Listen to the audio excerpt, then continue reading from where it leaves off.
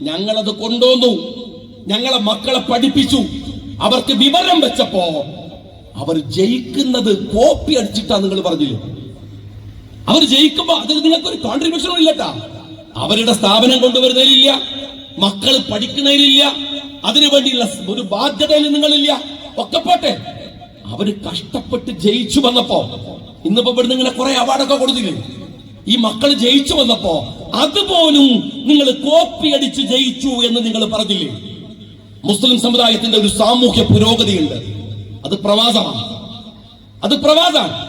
ആ പ്രവാസത്തിലേക്ക് പോകുന്ന മുസ്ലിം അവന്റെ പ്രവാസ ജീവിതം കഴിഞ്ഞ് ഈ നാട്ടിൽ വന്നുള്ള അവന്റെ മുന്നോട്ടുള്ള പ്രയാണം, അവന്റെ ഏതെങ്കിലും ഒരു ഘട്ടത്തിൽ അവന്റെ കയ്യിൽ നിന്ന് കിട്ടുന്ന പൈസ അടിച്ചു മാറ്റി സമ്മേളനം നടത്താൻ നോക്കുക, ഭീഷണിപ്പെടുത്തി പൈസ വാങ്ങുക, പിന്നെ പൈസക്കാർക്ക് ഇങ്ങനത്തെ സഖാക്കളെയും അധികാരം കാണുമ്പോ കൊണ്ടുപോയി കൊടുക്കാൻ കൈതരിച്ചിട്ട് കൊണ്ടുപോയി കൊടുക്കുക, ഇങ്ങനെ കുറെ പരിപാടി ഉണ്ടല്ലോ. ഇതൊക്കെ മുതലാക്കി വാങ്ങാന്നല്ലാതെ അവന് വേണ്ടി അവൻ അഭിമുഖീകരിക്കുന്ന ഒരു പ്രശ്നത്തെ, പ്രവാസ പ്രശ്നത്തെയോ ഏതെങ്കിലും ഒരു പ്രശ്നത്തെ നിങ്ങൾ അഭിമുഖീകരിച്ചത് നിങ്ങൾക്ക് പറയാൻ കഴിയില്ല. എന്ന് മാത്രമല്ല, നിങ്ങൾ മലപ്പുറം ജില്ലയിലെ സുഹൃത്തുക്കളോട് ഞാൻ പറയട്ടെ, മലപ്പുറം ജില്ലയിൽ മുസ്ലിങ്ങൾ ഭൂരിപക്ഷമാണ്. സ്വാഭാവികം, പലയിടത്തും അങ്ങനെ പലതരത്തിലാണ്. പാലയിൽ പോയ ക്രിസ്ത്യാനികളാണ്, പലതരത്തിലാണ്. ജനസംഖ്യാനുപാതികമായി മുസ്ലിങ്ങൾ കൂടുതലാണ്. അതുകൊണ്ട് ഇവിടെ മുസ്ലിങ്ങൾക്കിടയിലുള്ള പ്രശ്നങ്ങളിലാണ് CPM കേന്ദ്രീകരിക്കുന്നത്.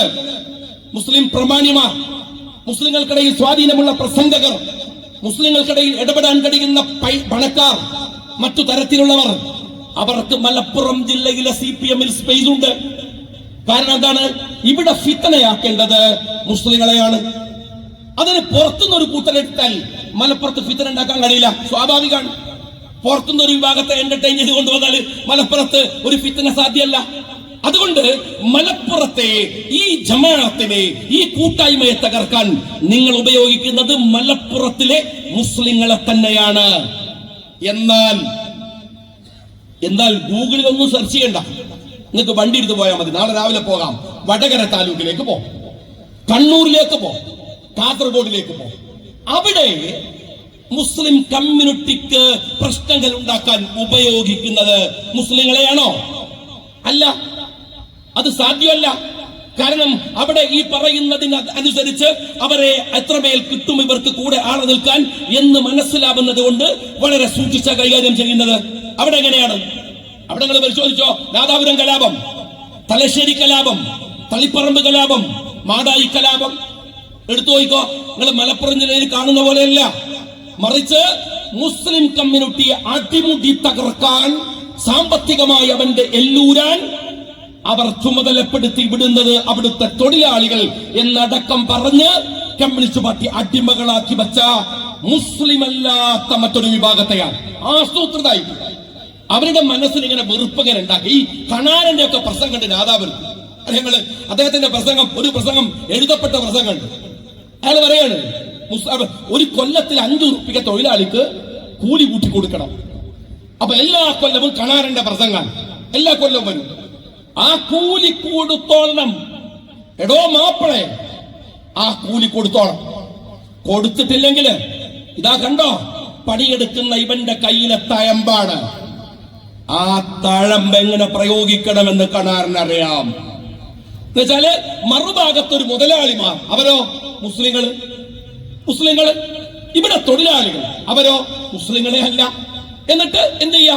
ഇവരെ തമ്മിൽ തല്ലിക്കുക, തൊഴിലാളികൾ ഉണ്ടാക്കാൻ. എന്നാൽ ഈ പറയുന്ന കണാരന്റെ ഒരുപാട് തലമുറ വന്നല്ലോ.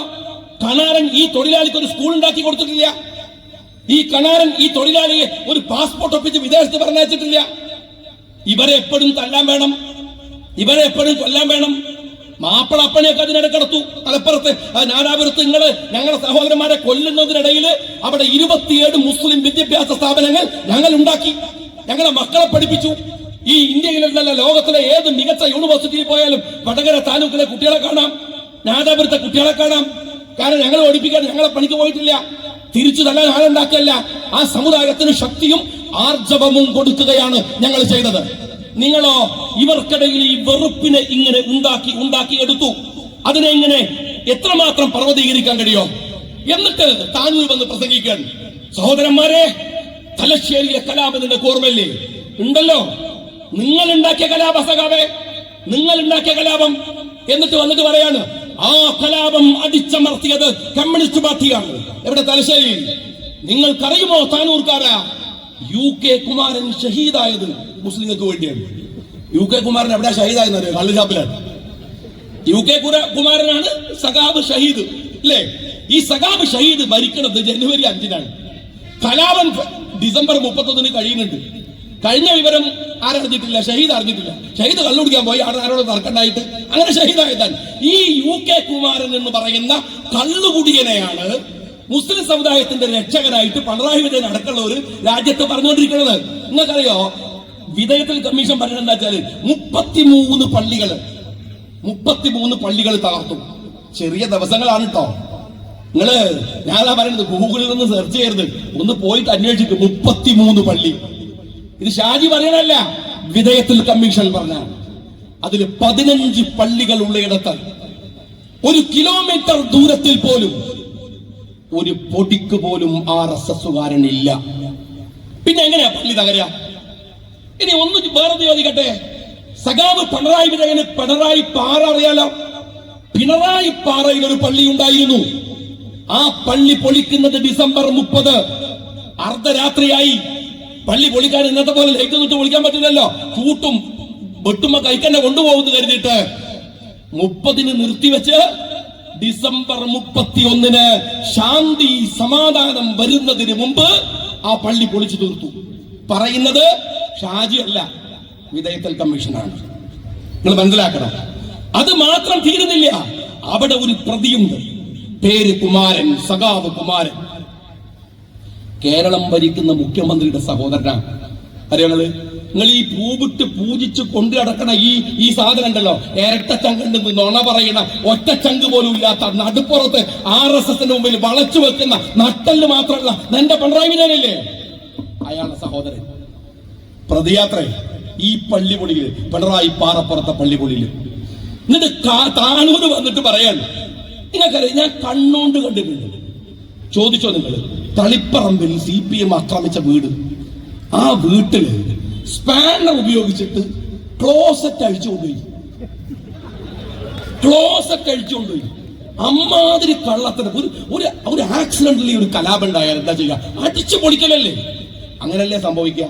ഇത് അടിയും പൊളിയൊക്കെ പിന്നെ ഊരാവുന്ന സകല സാധനം ഊരിക്കൊണ്ടുപോയിട്ട് ക്ലോസറ്റ് അടക്കം ഇത് ഊരിക്കൊണ്ടുപോയിട്ടാണ് ഈ സഖാക്കൾ കലാപം നടത്തിയത്. ഞാൻ കണ്ണുകൊണ്ട് കണ്ടതാണ്.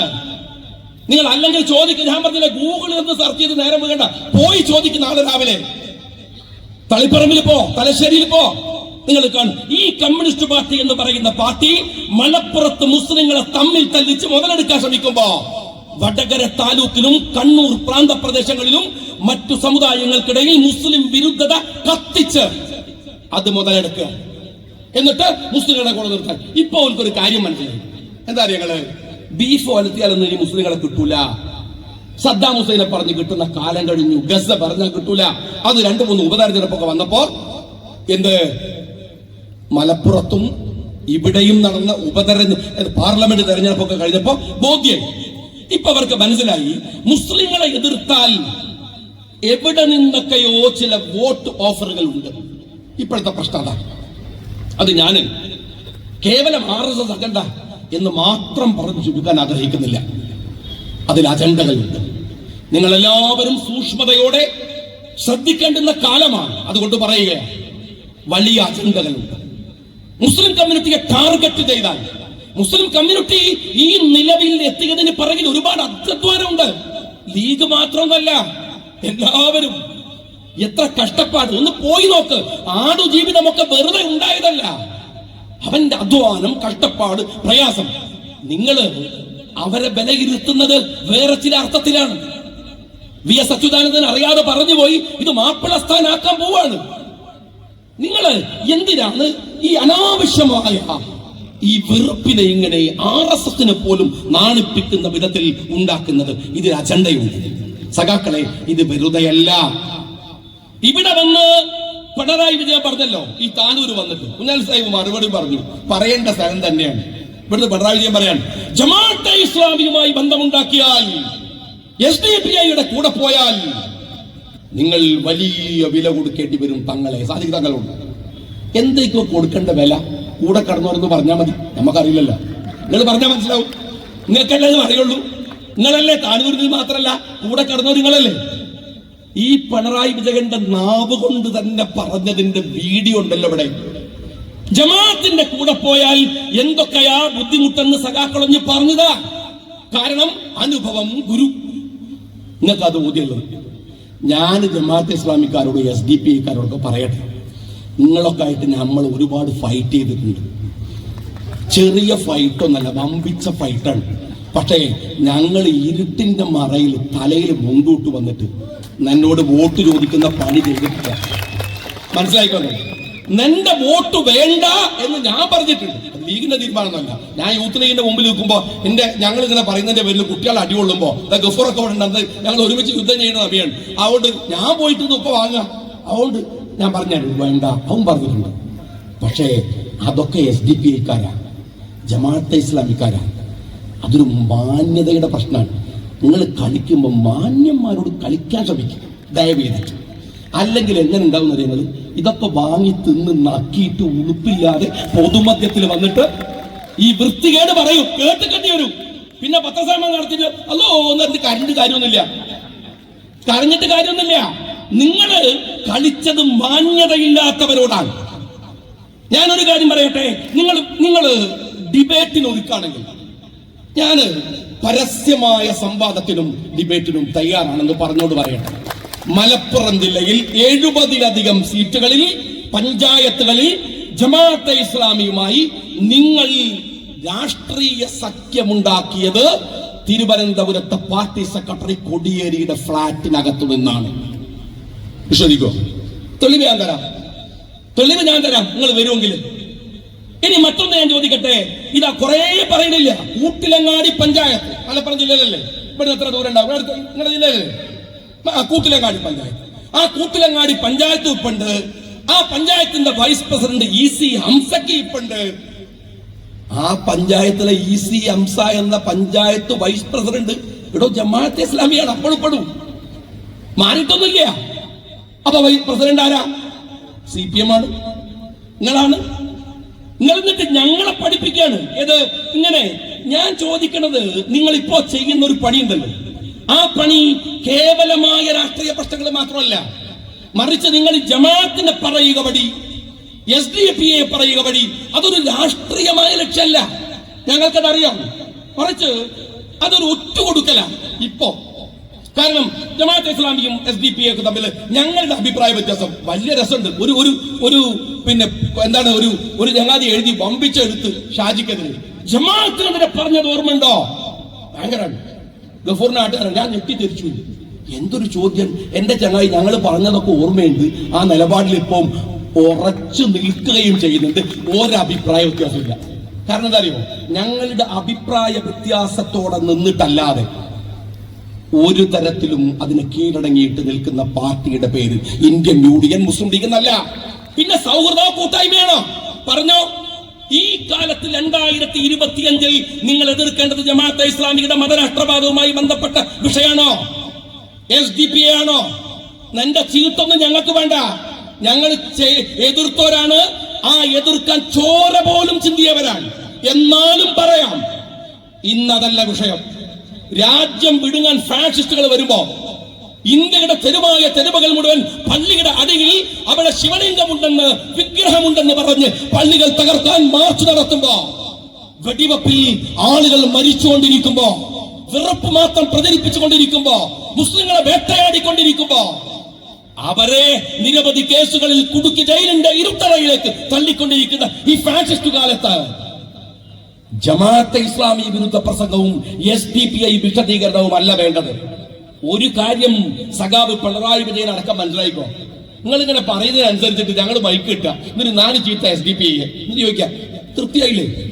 അപ്പൊ പറയട്ടെ, നിങ്ങളെന്താ ജമാഅത്തിനെ കുറിച്ച് പറയാത്തത്? അപ്പൊ അടുത്ത യോഗം ജമാഅത്തെ പോയി പണി നോക്കണോ? നിങ്ങൾ പറയുമ്പോൾ പ്രസംഗിക്കാനും നിങ്ങൾക്ക് വേണ്ടി നിലപാട് പറയാനും നിങ്ങൾ വേറെ ആളെ നോക്ക്. ഞങ്ങൾ പറയും, ഞങ്ങൾക്ക് ഒരുത്തന്റെ ഷീറ്റ് വേണ്ട. ഈ സാമൂഹ്യ പ്രതലത്തിൽ ഇവിടുത്തെ സകല മതവിശ്വാസികളുടെയും പിന്തുണ വാങ്ങി ഇന്ത്യൻ യൂണിയൻ മുസ്ലിം ലീഗ് ഇവിടെ നിൽക്കുന്നത് ഞങ്ങളുടെ വിശ്വാസത കൊണ്ട് തന്നെയാണ്. അല്ലാതെ നിങ്ങൾ ഈ കാണിക്കുന്ന കള്ളത്തരങ്ങൾ കൊണ്ടല്ല. നിങ്ങൾ RSSന് വേണ്ടി പിടിപണിയെടുക്കുകയാണ് അല്ലേ? കൊടകരയിലെ ഹവാല വരുമ്പോ പിണറായി വിജയന് മിണ്ടാട്ടം ഇല്ല. കാരണം അതിന്റെ പുറകിൽ ആരാണ്? BJP ആണ്, RSS ആണ്. അതുകൊണ്ട് പിണറായി വിജയൻ ഹിന്ദുവിൽ അഭിമുഖം കൊടുത്താൽ അതിൽ കൊടകര ഹവാല ഉണ്ടാവില്ല, അതിൽ കൊടുവള്ളി എന്താ കൊണ്ടോട്ടി ഹവാല ഉണ്ടാവുള്ളൂ. നിങ്ങൾ പിണറായി വിജയൻ ഇന്റർവ്യൂ കൊടുത്താൽ പിണറായി വിജയന്റെ ഓഫീസിൽ നിന്ന് സ്വർണം കടത്തിയ വിവരം ഉണ്ടാവില്ല. കാരണം എന്താണ്? അത് വിശുദ്ധമായ സ്വർണ്ണാണ്. അതേസമയത്തോ പിണറായി വിജയൻ ഇന്റർവ്യൂ കൊടുത്താൽ അത് കൊണ്ടോട്ടിയിലെ സ്വർണ്ണം ഉണ്ടാവും. എന്ത് രാഷ്ട്രീയമാണ്? മോഹനൻ മാഷ് ഒരു ദിവസം ഞെട്ടി ഉണർന്നു. നിങ്ങൾ മനസ്സിലാക്കണം. കാര്യം എന്താ അറിയോ? മോഹനൻ മാഷ് ഉറക്കത്ത് കണ്ടു ജമാഅത്തെ ഇസ്ലാമി ഇന്ത്യ ഭരിക്കും അത്രേ. അങ്ങനെ ഭരിച്ചാൽ മോഹനൻ മാഷ് അടക്കമുള്ള ഹിന്ദുക്കളുടെ സ്ഥിതി എന്താണ്? അത് ചോദിക്കേണ്ട. ജമാഅത്തെ ഇസ്ലാമി ഇന്ത്യ ഭരിക്കുക. ജമാഅത്തെ ഇസ്ലാമി എന്ന് പറയുന്നത് ഓൾക്ക് കേരളത്തിൽ മെമ്പർഷിപ്പ് 3000 ആണ്. അറിയങ്ങള് ഒരു പഞ്ചായത്തെങ്കിലും ഒരു സ്വസ്ഥായിട്ട് ഭരിക്കട്ടോ, പിന്നല്ലേ ഇന്ത്യ. ജമാഅത്തെ ഇസ്ലാമി ഇന്ത്യ ഭരിക്കും. എന്നിട്ട് ഹിന്ദുക്കളൊക്കെ ശരിയാക്കുമെന്ന് പറഞ്ഞിട്ട് മോഹനൻ മാഷ് ബേജാറാവുക. രാവിലെ എഴുന്നേറ്റിട്ട് ചായ കുടിക്കാൻ പോകുമ്പോ കുറെ ആൾക്കാർ എക്സർസൈസ് നടത്തുന്നു. അപ്പൊ നോക്കുമ്പോ 2 ആളെ പേര് വെച്ചു, 2 മുസ്ലിമാണ്. പറയാം ഇത് ഭയങ്കര കുഴപ്പമാണ്. എക്സർസൈസ് നടത്തുന്നത് മുഴുവൻ ഇവിടെ ഇസ്ലാമിക രാജ്യം ഉണ്ടാക്കാനാണ്. ആ മോഹനം കൂടെ ഈ വിജയരാഘവൻ, എന്റെ വിജയരാഘവൻ, നിങ്ങൾ ഒരു വർഗീയ രാഘവനാണ് ശരി, പക്ഷെ അത് ഭാര്യ വിദ്യാഭ്യാസ മന്ത്രിയല്ലേ. നിന്റെ ഈ വിഷം അവരുടെയും കൂടി ഉള്ളിലുണ്ടെങ്കിൽ ഈ രാജ്യത്തിന്റെ സ്ഥിതി എന്താണ്? ഒരു മര്യാദ വിജയരാഘവൻ കാണിക്കണം. അയാൾ പറഞ്ഞ തമാശ എനിക്ക് വലിയ രസം തോന്നിയ കാര്യങ്ങൾ. വയനാട്ടിൽ രാഹുൽ ഗാന്ധിക്ക് വോട്ട് ചെയ്ത മുസ്ലിം ഭീകരന്മാർ അല്ലേ, വർഗീയവാദികൾ. അതെങ്ങനെ എനിക്ക് ഇപ്പോഴും മനസ്സിലാക്കാത്തൊരു കാര്യമാണ്. പാലയിലെ ക്രിസ്ത്യൻ വർഗീയവാദികൾ എന്ന് പറഞ്ഞാൽ മനസ്സിലാവും. കാര്യം എന്താണ്? പാലയിലെ ക്രിസ്ത്യാനിക്കാ വോട്ട് കൊടുക്കുന്നത്. അപ്പൊ ചെറിയൊരു ലോജിക്ക് ആലോചിക്കാലോ. തൃശ്ശൂരിലെ വർഗീയവാദികളായ ഹിന്ദുക്കൾ, കാര്യം എന്താണ്? തൃശ്ശൂരിലെ ഹിന്ദുക്കൾ ഹിന്ദു സ്ഥാനാർത്ഥിക്കാ വോട്ട് കൊടുക്കുന്നത് അല്ലെ? നേമത്തെ ഹിന്ദു വർഗീയവാദികൾ, കാര്യം എന്താണ്? നേമത്തെ ഹിന്ദു സ്ഥാനാർത്ഥിക്ക് അവിടുത്തെ ഹിന്ദു സഹോദരന്മാരെ വോട്ട് കൊടുക്കുകയാണ്. ഇതെനിക്ക് പറയാൻ ഇഷ്ടമുണ്ടായിട്ട് പറയല്ല. പക്ഷേ എടോ വർഗീയരാഘവ, വയനാട്ടിലെ മുസ്ലിങ്ങൾ ഹിന്ദുവായ രാഹുൽ ഗാന്ധിക്ക് വോട്ട് കൊടുത്താൽ അതിന്റെ വർഗീയതാവുക. എനിക്ക് മനസ്സിലായില്ല. പാലയിലെ വോട്ട് സ്വന്തം ജാതിക്ക്, തൃശ്ശൂരിലെ വോട്ട് സ്വന്തം സമുദായത്തിന്, നേമത്തെ വോട്ട് സ്വന്തം സമുദായത്തിന്. വയനാട്ടിലെ മുസ്ലിങ്ങൾ ഹിന്ദുവായ രാഹുലിനും പ്രിയങ്കക്കും വോട്ട് കൊടുത്താൽ ഒരു വർഗീയവാദികളും. എന്റെ രാഘവ, മുസ്ലിം വിരുദ്ധതയുടെ ഭ്രാന്ത് തലക്ക് കയറിയാൽ ഇങ്ങനെയാണോ ചിന്തിക്കേണ്ടത്? ഇങ്ങനെയാണോ സംസാരിക്കേണ്ടത്? നിങ്ങൾ എന്തിനാ ഈ വിരുദ്ധ പറയുന്നത്? ഞാൻ ഒരു ദിവസം പറഞ്ഞു, നിങ്ങൾ ഈ സത്യം പറഞ്ഞാൽ ചിലപ്പോ നമ്മൾ TV ഒക്കെ തുറന്നാൽ കാണാം നമ്മുടെ പ്രധാനമന്ത്രി നരേന്ദ്രമോദിയുടെ പ്രസംഗം, അത് കഴിഞ്ഞിട്ട് അമിത്ഷായുടെ പ്രസംഗം, അത് കഴിഞ്ഞിട്ട് മോഹൻ ഭഗവതിന്റെ പ്രസംഗം ഒക്കെ ഹിന്ദിയിലാണ്. നമുക്ക് അങ്ങനെ ഹിന്ദിയാണ് അത്ര വശമില്ല. അപ്പൊ നിങ്ങൾ ബേജാറാവൊന്നും വേണ്ട. ആ TV അങ്ങ് ഓഫ് ആക്കിയിട്ട് ചാനൽ മാറ്റി മലയാളം ചാനലിടുക. അതിൽ നിങ്ങൾക്ക് പിണറായിന്റെ പ്രസംഗം കേൾക്കാം, വിജയരാഘവന്റെ പ്രസംഗം കേൾക്കാം. ഇതിന്റെ നേരെ പരിഭാഷയാണ്. ഒരു വ്യത്യാസമില്ല. എന്താണോ ഇവർ ഹിന്ദി പറഞ്ഞത് മനസ്സിലായില്ലല്ലോ, ഇവര് മലയാളത്തിൽ പറഞ്ഞ കേട്ടാൽ മതി, കൃത്യമായിട്ട് മനസ്സിലാവും. ഇത് തന്നെയാണ് ഹിന്ദിയിലാക്കി പറയുന്നത്. രണ്ടും ഒന്നാണ്. ഹിന്ദി പറഞ്ഞ വർഗീയതയും മലയാളത്തിൽ പറഞ്ഞ വർഗീയത അല്ലാതെ ആവൂല. പിണറായി വിജയ കൃത്യമായ വർഗീയത. ഈ PC ജോർജ്, നിങ്ങൾ ഏതെങ്കിലും കുട്ടികളൊരു പോസ്റ്റ് ഇട്ടാൽ പാടില്ലേട്ടാ, പാടില്ലെന്ന് തന്നെ പറയാൻ. എന്നാലും അപ്പ രാത്രി വീട് വളഞ്ഞ് ഫേസ്ബുക്ക് പോസ്റ്റ് ഇട്ട് കളഞ്ഞു, അറസ്റ്റ് ചെയ്താണ്. ഈ PC ജോർജ് എന്ന് പറയുന്ന പരമ, ബാക്കി പറയുന്നില്ല, ഇവൻ പറഞ്ഞിട്ടില്ല. എത്ര വൃത്തികെട്ട വാക്ക്, എത്ര മോശപ്പെട്ട വാക്ക് ഇല്ലേ? എന്താ പോലെ എന്താ പറഞ്ഞത്? നിങ്ങൾ ആ പറഞ്ഞതിന്റെ ഗൗരവം ഒന്ന് ആലോചിച്ചു. എത്ര മോശമായിട്ട്. പാകിസ്ഥാനിലേക്ക് പോ. ഇവൻ ആരും CH മുഹമ്മദ് കോയ സാഹിബ് പറഞ്ഞൊരു വാക്കുണ്ട്, മാപ്പിളയോട്, മുസ്ലിമിനോട് ഇത് നിന്റെ രാജ്യമാണ് ആണോ എന്നാരെങ്കിലും ചോദിച്ചാൽ അവന്റെ തല പിടിച്ച് മണ്ണിലേക്ക് അമർത്തി വെക്കും. അവൻ ശ്വസിക്കുന്ന മണ്ണിന്റെ മണത്തിൽ മാപ്പിളയുടെ സ്വാതന്ത്ര്യത്തിനു വേണ്ടി പിടപെട്ടി അവന്റെ ചോരയുടെ മണമുണ്ടാവും. PC ജോർജ്, നീ മണത്ത് നോക്കിയാലും ബ്രിട്ടീഷുകാരനെ കണ്ട് പേടിച്ചവന്റെ മൂത്രത്തിന്റെ മണാണ് നിനക്കുണ്ടാവുക. മനസ്സിലായ നിനക്ക്? എന്നിട്ട് ഞങ്ങളെ പഠിപ്പിക്കാൻ വരിക, ഞങ്ങളോട് രാഷ്ട്രീയം പറയാൻ വരിക. ഇതിലും വലിയ മുദ്രാവാക്യം കേട്ടിട്ടുണ്ട്, പാകിസ്ഥാനിലേക്ക് പോ അല്ലെങ്കിൽ ഖബറിസ്ഥാനിലേക്ക്.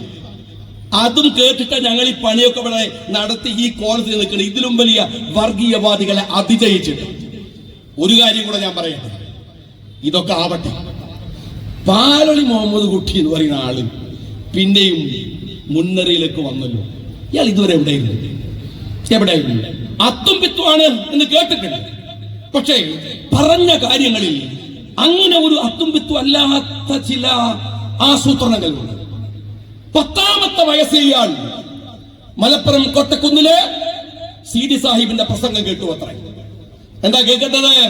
പാകിസ്ഥാന് വേണ്ടിയുള്ള പ്രസംഗം. മുസ്ലിങ്ങൾ വലത്തോട്ട് മുണ്ടെടുക്കുന്നവരാണ്. എവിടത്തേക്ക്? ഇടത്തോട്ട്. എന്റെ ചങ്ങായി പറയും, ഈ സാധനം കേട്ടപ്പോ എനിക്ക് ഞാൻ അഴീക്കോട് മത്സരിച്ചപ്പോ ഈ പറയുന്ന പി ജയരാജൻ ഇരിക്കുന്ന സ്റ്റേജിൽ ഒരു സഖാവ് പറയാണ്, ഷാജിനെ സൂക്ഷിക്കണം, അവന് ഹിന്ദുക്കൾക്കിടയിൽ പോകുമ്പോ വലത്തോട്ട് മുണ്ടെടുക്കും, മുസ്ലിങ്ങളുടെ അടുത്ത് പോകുമ്പോ ഇടത്തോട്ട് മുണ്ടെടുക്കും.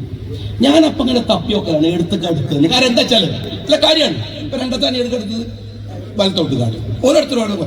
പണ്ട് ഇത് മനേരിക്കണ സൗകര്യം വെച്ചിട്ട് ചില ആൾക്കാർ ഇങ്ങനെ അങ്ങനെ ഒരു കാര്യമുണ്ട്, നമുക്കറിയാണ്ട്. അല്ലാതെ ഇസ്ലാമിൽ മുണ്ടെന്നില്ല, കന്തൂറയാണ്. പ്രവാചകൻ സല്ലല്ലാഹു അലൈഹി വസല്ലം കാലത്തെ കന്തൂരൻ മുണ്ട് ഈ നാട്ടിലൊരു വേഷമാണ്. അത് ഇനി ഞാൻ ചോദിക്കേണ്ടത്, ഞാൻ പക്ഷെ രണ്ടാം വലത്തോട്ടാൻ നടക്കും. ഞാൻ രണ്ടു ഭാഗത്ത് കൊടുക്കും. കാര്യം കാര്യങ്ങള് ഈ ഭാഗം ഒന്ന് മുഷിഞ്ഞാല് ഒരു തിരിച്ചു കൊടുക്കലുണ്ട്. അത് ഈ MSF ഒക്കെ ആയി നടന്നിട്ട് ഇങ്ങനെ നടന്നാൽ അത്രമാരൊന്നും പറഞ്ഞാൽ മനസ്സിലാവില്ല. അത് ഈ പണിയെടുക്കുന്ന പാർട്ടി പ്രവർത്തകന്മാരായി ഇങ്ങനെ നടക്കണേ ഒരു പോക്കാണ് എടുക്കലൊക്കെ. പിന്നെ 2 ദിവസം കഴിഞ്ഞാൽ വീട്ടിലേക്ക് പ്രസംഗിക്കാൻ പോകുമ്പോൾ എന്തെങ്കിലും ചെറിയ 100 രൂപ 200 രൂപ കിട്ടിയിട്ട് അങ്ങനെ വീട്ടിൽ MSF ആയി നടക്കുന്ന കാലം. അന്ന് വീട്ടുകാരും ഒന്നും തരില്ല, ഒരു കഷ്ടപ്പെടുന്ന കാലമാണ്. അന്ന് മുണ്ട് ഞങ്ങൾ പല ജാതി എടുക്കലുണ്ട്.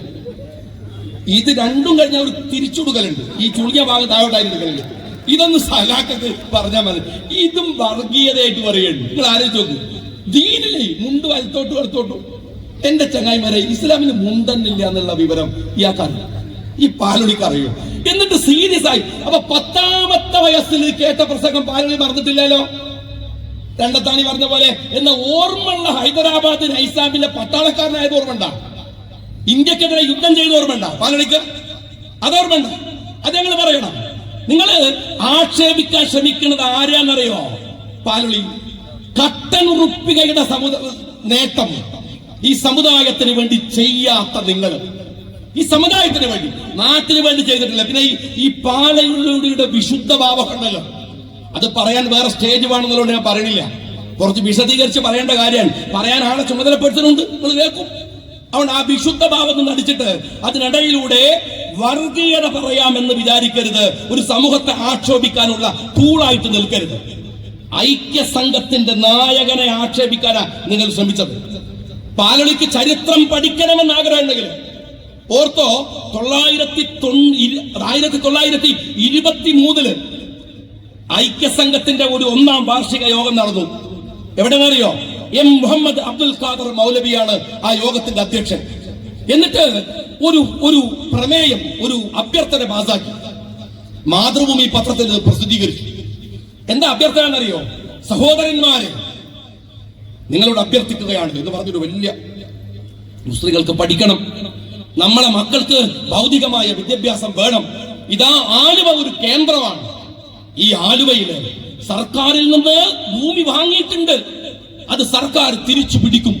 അതിനു മുമ്പ് നമുക്ക് എന്തെങ്കിലും ഒരു കൺസ്ട്രക്ഷൻ ആരംഭിക്കണം. പൈസ കയ്യിലില്ല.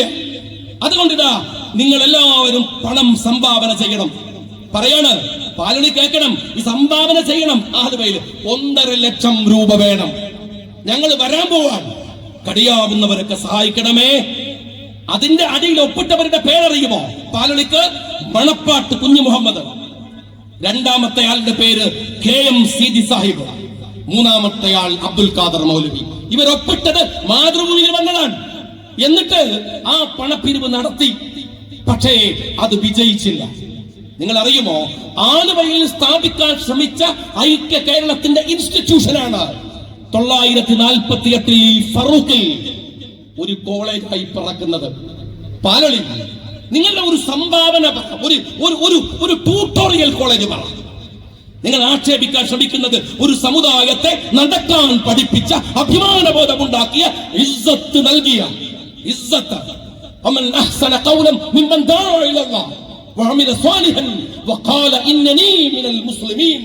വെറുതെ പറഞ്ഞാ പോരാ, പറയാവുന്ന തരത്തിൽ എല്ലാ അഭിമാനവും ശിരസിലും നെഞ്ചിലുമേറ്റി ഞാൻ ഒരു മുസ്ലിം എന്ന് പറഞ്ഞു നിൽക്കാൻ അന്തസ്സ് വാങ്ങിക്കൊടുക്കുന്നതിൽ വലിയ അധ്വാനവും ചിലവുമുള്ള ഒരു മനുഷ്യൻ. ആ മനുഷ്യൻ ഈ മലപ്പുറത്തെ സമ്മേളനത്തിന് എം നാരായണൻ എന്ന് പറയുന്ന ചരിത്രകാരനാണെന്ന് മറ്റുള്ളവരെ തെറ്റിദ്ധരിപ്പിക്കുന്ന, സഖാക്കൾക്ക് വലിയ ചരിത്രകാരനാണ് എന്ന് ബോധമുള്ള ഒരാള് സാദിഖ് അലി ശിഹാബ് തങ്ങളെ ഇൻഡയറക്റ്റായി കോട്ട് ചെയ്തിട്ട് ഒരു പ്രസംഗം നടത്തി ഈ CPM സമ്മേളനത്തിൽ. എന്താ പറഞ്ഞതെന്നറിയോ? ഹിച്ച്കോക്കിന്റെ ചെരുപ്പ് തക്കികൾ. ലീഗിന്റെ നേതാവ് പറഞ്ഞവരല്ല, നിങ്ങൾ തന്നെയാണ് ചരിത്രകാർ പറയാൻ. എന്നിട്ട് പ്രയോഗിച്ച ഒരു പ്രയോഗമുണ്ട്, കുഞ്ഞാലിക്കുട്ടിയുടെ മൂത്താപ്പമാണ്. ഇയാളെ പ്രയോഗമാണ്. ഈ മലപ്പുറത്ത് നിന്നിട്ട് ഇയാള് പറയാൻ കുഞ്ഞാലി ഈ മൂത്താപ്പ പ്രയോഗം എന്താ അറിയുന്നത്? ഈ മുസ്ലിങ്ങൾ രാജ്യത്തെ ഒറ്റുകൊടുത്തു എന്ന് സ്ഥാപിക്കാനാണ്. ആരായി പറയണത്? ഈ നാരായണൻ ജർമ്മനിയിലേക്ക് കമ്മ്യൂണിസ്റ്റ് പാർട്ടി ഉണ്ടാക്കാൻ വേണ്ടി ഈ നാട്ടിൽ നിന്ന് ആളെ കടത്തിയ കമ്മ്യൂണിസ്റ്റ് പാർട്ടിക്കാരനാണ്. ഇവരാ പറയുന്നത്, ആ പാർട്ടിയെ കുറിച്ചാ പറയുന്നത്. ഈ ഞാൻ നാരായണനോട് ചോദിക്കട്ടെ, 947 മുമ്പ് ഈ രാജ്യത്ത് നടന്ന സംഭവഗതികളെ അടർത്തിയെടുത്ത് നിങ്ങൾ മാപ്പിളയെ പ്രതിയാക്കാൻ, മുസ്ലിങ്ങളെ പ്രതിയാക്കാനാണ് ശ്രമിക്കുന്നതെങ്കിൽ നാരായണൻ മനസ്സിലാക്കിക്കോ. ചരിത്രത്തിലേക്ക് ഒരുപാട് പോകാനും ഞാൻ ശ്രമിക്കുന്നില്ല. ഓർത്തോ, 1885 ഇന്ത്യൻ നാഷണൽ കോൺഗ്രസ് ഉണ്ടാക്കിയത് നാരായണ ഒരു ഇന്ത്യക്കാരൻ പോലും അല്ല, ബ്രിട്ടീഷുകാരനാണ്. ആ കോൺഗ്രസ് രാജ്യദ്രോഹമാണ്. ആ ബ്രിട്ടീഷുകാരുണ്ടാക്കിയ കോൺഗ്രസ് രാജ്യത്തെ ശരിയാക്കിയെന്ന് ഇന്ന് ഏതെങ്കിലും പറഞ്ഞാൽ, ആരെങ്കിലും പറഞ്ഞാൽ വിശ്വസിക്കോ? 906 ധാക്കയിലാണ് സർവേന്ത്യ മുസ്ലിം ലീഗ് ഉണ്ടാവുന്നത്. എടോ നാരായണ, ഇവിടുത്തെ മാപ്പിളയുടെ മൂത്താപ്പയും വല്യാപ്പൊന്നും ആ കൂട്ടത്തിലില്ല. ഇവിടുത്തെ മലബാറിലെ ഈ മലപ്പുറത്തെ ലീഗുകാരുടെ മൂത്താപ്പല്ലത്. എന്നാ അറിഞ്ഞോ? മനസ്സിലാക്കിക്കോ നാരായണ. എന്നാ നീ മനസ്സിലാക്കിക്കോ, EM ശങ്കരൻ നമ്പൂതിരിപ്പാടിന്റെ അഖിലേന്ത്യാ നേതാവിന്റെ പേര് മുഹമ്മദ് അലി ജിന്ന. ആ ചരിത്രം ഞങ്ങൾ എടുക്കട്ടെ. 47 മുമ്പല്ലേ? കാരണം EMS കോൺഗ്രസിലാണ്, അതിന്റെ അഖിലേന്ത്യാ നേതാവാണ് ജിന്ന സാഹിബ്. അപ്പൊ അങ്ങനെ EMSന്റെ അഖിലേന്ത്യാ നേതാവ് മുഹമ്മദ് അലി ജിന്നയാണ്. അല്ലാതെ ചരിത്രം വെച്ചൊന്ന് നിഷേധിക്ക്. ഒന്ന് പറയേ, നാരായണൻ വലിയ ചരിത്രകാരനാണെങ്കിൽ ഒന്ന് പറ, ഇതല്ലാന്ന് പറയോ? 942 ജൂണിൽ കമ്മ്യൂണിസ്റ്റ് പാർട്ടിയുടെ ദേശീയ പ്ലീനം, ഞാൻ വിശദീകരിക്കണില്ല, 42, 43 മെയ് 31 ബോംബെയിൽ നടന്ന ദേശീയ കൺവെൻഷൻ. ഈ രണ്ട് കൺവെൻഷനിലും ഇവർ നടത്തിയ ഒരൊറ്റ പ്രസംഗം എന്താണെന്നറിയോ? തദ്ദേശീയത, ദേശീയത, പൊതുചരിത്രം, സാമ്പത്തികം, കേട്ടോളൂ, സാംസ്കാരികം, മതം. ഇതിന്റെ പേരിൽ ഒരു ദേശം ഉണ്ടാക്കുന്നത് തെറ്റല്ല. പാകിസ്ഥാനെ ന്യായീകരിച്ച് പ്രമേയം പാസാക്കിയത് നിങ്ങളുടെ കമ്മ്യൂണിസ്റ്റുകാരനായ ഡോക്ടർ ഗംഗാധരൻ അധികാരി എന്ന കമ്മ്യൂണിസ്റ്റ് മൂത്താപ്പയാണ് നാരായണ. നിങ്ങളെ മൂത്താപ്പ ലീഗരല്ല, ഞങ്ങളെ മൂത്താപ്പാരല്ല, നിങ്ങളുടെ മൂത്താപ്പുകാരാണ്. ഈ പാകിസ്ഥാനെ ന്യായീകരിച്ച് തീർന്നില്ല. ഈ പറയുന്ന ഗംഗാധരൻ അധികാരി ആരാന്ന് ഞങ്ങള് പീപ്പിൾസ് വാർ, പീപ്പിൾസ് ഏജന്റ് എന്നൊക്കെ പറയുന്ന കമ്മ്യൂണിസ്റ്റ് പത്രത്തിന്റെ അതിന്റെ പത്രാധിപർ ആരുടെ കൂടെ?